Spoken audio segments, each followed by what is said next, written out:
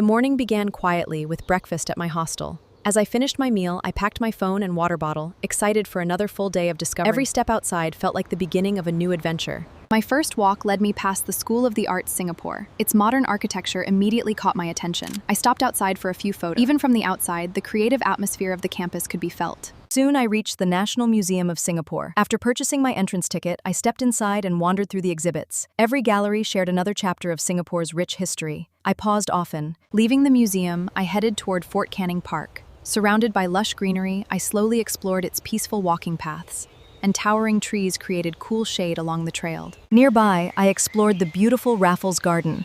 The quiet surroundings gave me to slow down and appreciate nature. I stayed enjoying the peaceful scenery before continuing my city adventure.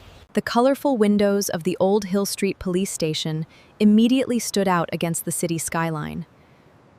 I admired both the outside and inside.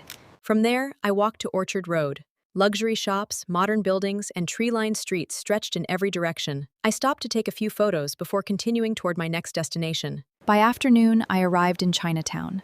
Every corner was filled with colorful shops. I wandered until I found a magnet to bring home as a reminder of this journey. After exploring, I stopped at a local restaurant for lunch.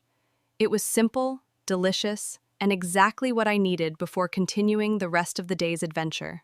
The colorful murals around Chinatown were impossible to miss. I bought a refreshing sugarcane juice and held it up while taking a photo with the vibrant shophouses behind it. It became one of my favorite little moments of the trip. Before leaving Chinatown, I visited Sri Mariamman Temple.